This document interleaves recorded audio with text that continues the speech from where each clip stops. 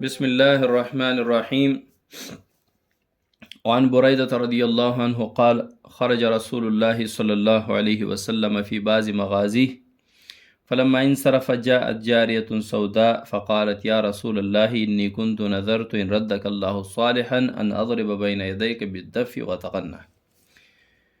مشکوٰۃ شریف کی حدیث نمبر 6048 ہے۔ باب مناقب عمر رضی اللہ عنہ چل رہا ہے۔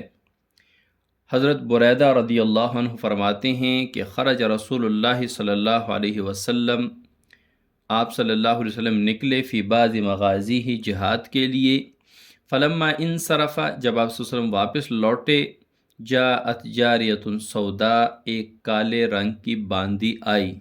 جاریہ کہتے ہیں باندی کو، سودا کالے رنگ کی لونڈی یا باندی آئی۔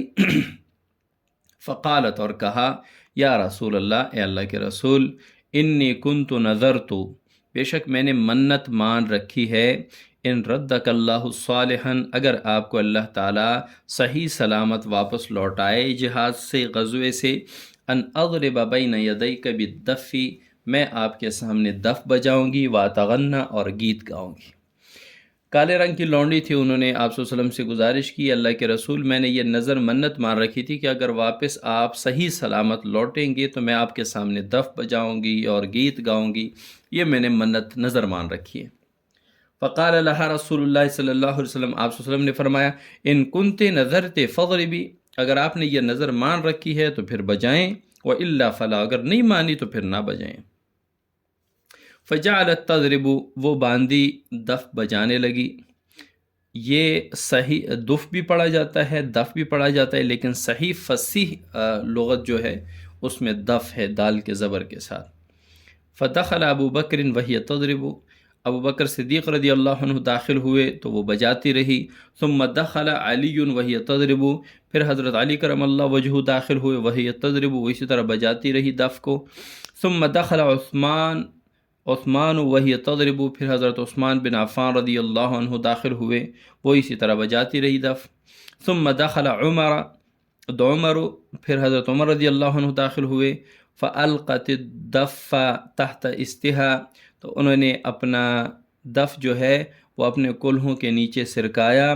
ثم قعدت علیہا، پھر اس پر بیٹھ گئی۔ فقال رسول اللہ صلی اللہ علیہ وسلم، آپ صلی اللہ علیہ وسلم نے فرمایا، ان الشیطان لیخاف منک یا عمر، شیطان آپ سے ڈرتا ہے اے عمر، بے شک شیطان آپ سے ڈرتا ہے اے عمر۔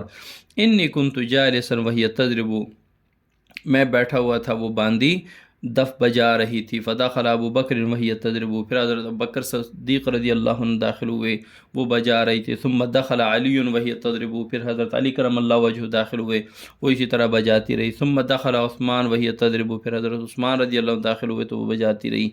فلما دخلت انت یا عمر، جب آپ داخل ہوئے اے عمر، القت الدف، انہوں نے اپنا دف پھینک دیا یا چھپا دیا۔ ثم قعدت علیہا، پھر اس پر بیٹھ گئی۔ یہاں پر دو باتیں ہیں، ایک تو یہ ہے کہ نظر عبادات میں سے کسی عبادت کی مانی جاتی ہے، یعنی اگر کوئی نظر یا منت ماننا چاہیں تو ایسی نظر مانے گا کہ جس کام کی مثال عبادت میں موجود ہو، جیسے نماز کی نظر مانے، روزے کی مانے، صدقے کی مانے، کسی کے ساتھ کسی کی خدمت کرنے کی مانے، تو یہ تمام عبادات ہیں۔ تو عبادات کی قبیل میں سے کسی عبادت کی نظر ماننا، تو اور یہاں یہ دف بجانا اور گیت گانا یہ تو عبادات میں سے نہیں ہے، تو اس کی نظر ماننے کی گنجائش کیسے نکلی اور اس کی اجازت کیسے دی گئی؟ اس کا جواب یہ ہے کہ یہ نظر منت آپ صلی اللہ علیہ وسلم کی فتح یابی، آپ صلی اللہ علیہ وسلم کی بخیر و عافیت لوٹنے کے لیے تھی، تو اس وجہ سے اس کی گنجائش نکل آئی، اس کو برداشت کر لیا گیا۔ اور دوسرا سوال یہاں پہ یہ ہوتا ہے کہ دف بجانا، گیت گانا، یہ تو لہو و لعب میں آتا ہے، اور لہو و لعب آپ صلی اللہ علیہ وسلم کے سامنے ہو رہا تھا، صحابہ کے سامنے ہو رہا تھا۔